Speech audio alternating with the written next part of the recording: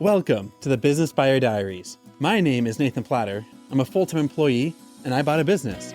I did everything right, from finding the deal, handling all the due diligence on 63 opportunities, and ultimately bought a profitable gym. And boy, was I in for a big surprise as a new owner. I chronicled everything in real time, including the biggest wins to the stressful nights at 2 a.m. I'm sharing my journey without sugarcoating anything, so you don't make the same mistakes that I did. Here's today's episode. All right, well, happy Monday. Here we go. Take some of the week off. Over the weekend, it was a longer weekend. We're coming up to Thanksgiving, and my day job is, I missed the deadline. My day job was wanting me to get something done. I just couldn't get it done. For better or worse, to rerun a data model sequence and then execute it and then deploy it to the server takes about 2 to 2.5 hours to see if the update works.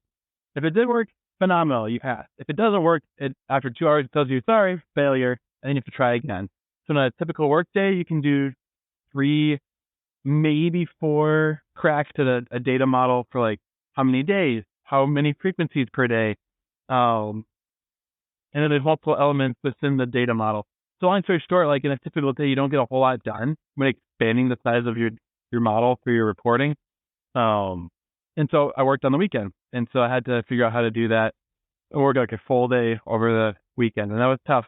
But realizing probably the toughest part in my head was like, I could do all this work, and let's pretend I get everything done that I'm trying to get done. Which in this case I did. Like magically, it worked out. Okay? It worked out. And then realizing, yes, I can deliver this awesome thing, and I can still get fired at the drop of a hat. I live in an at-will state. They can fire me because budget cut. I have a bad attitude. I showed up late to a Zoom meeting. Like there's not really much they can do. And that sucks when you're an employee. It's convenient when you're a gym owner or a pop or a business owner and you just need someone gone and you don't need a solid reason. You just need like a tangible reason. And so it sucks when you're an employee. It's nice when you're a business owner. But when you're an employee, like I can do everything right. I have a great attitude, deliver results. Well, like I had a friend in sales who had 220% quota for the year.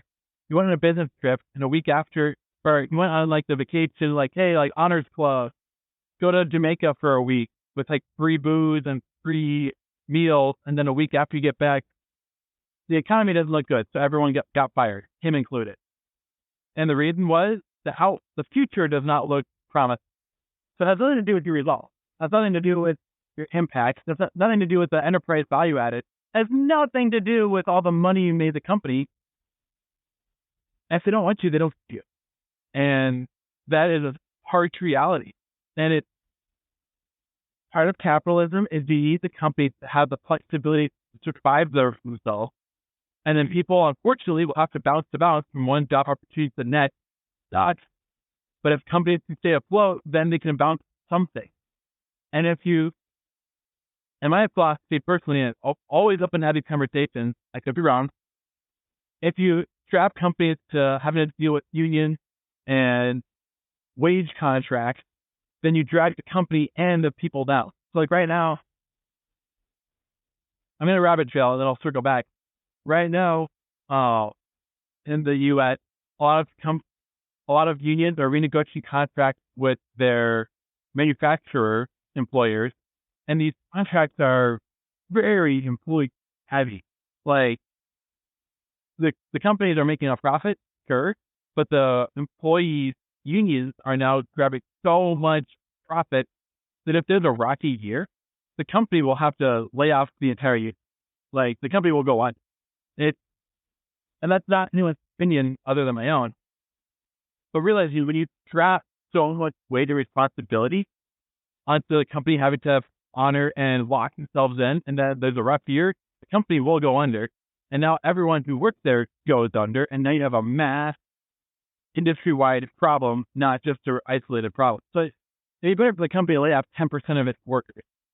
Then for everyone in the company to get juicy pay for a year, and now everyone is fired, and now everyone's having to struggle to find work all at the same time, all of the same skill set, all at once. And now you have a rush of companies that are going to, and you can follow what I'm saying, you get it. if you can't follow it and you disagree, then you probably don't get it. Because I think I'm right.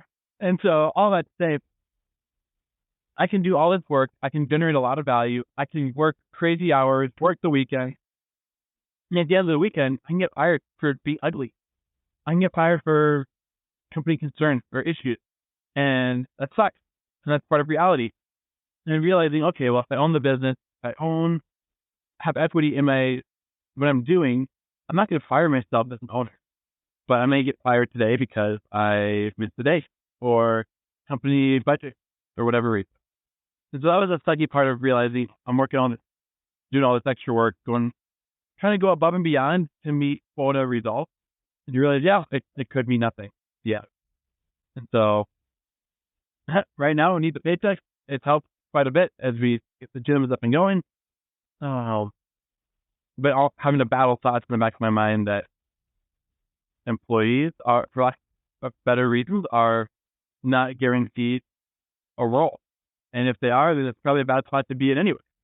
So anyhow, gonna start this Monday with a great attitude. That was a long monologue to get to the quick conclusion. But at the end of the day, you need to have equity in your work. You need to have skin in the game. If the company does well, you need to share in those upsides. But one of the downsides to that is if you want that upside and that financial abundance that's going to come with it, you're also going to suffer if there's some downs. And that's rough. So you can either bounce along your life and get a predictable wage, or you can have some skin in the game, have the highs and the lows, hopefully have the financial discipline to weather the low and to store away from after the high. And that's what we're going into today. We have a team meeting. We have the weekly catch up. Black Friday is here in a couple days. Thanksgiving is in like 3 days. And had some great conversations with some sellers.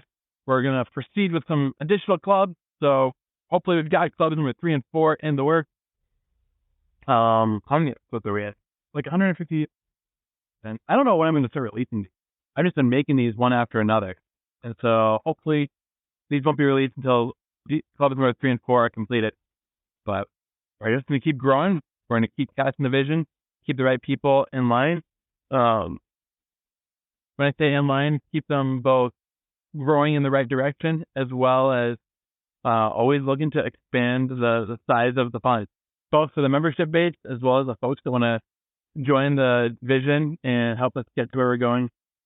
Changing lives, getting people off ridiculous drugs that they don't need to be on, living healthier, active, engaged lifestyles. And we're here to change the world one body at a time. Let's rock and roll. This has been another episode of the Business Buyer Diaries. Subscribe so you don't miss the next episode. I hope you're realizing that business ownership is no cakewalk. Check the podcast notes for a link to the DIY due diligence program, the complete list of show sponsors, and for media inquiries. Music written and composed by Wes Schrock. I'm your host, Nathan Platter. Join me again on the next one.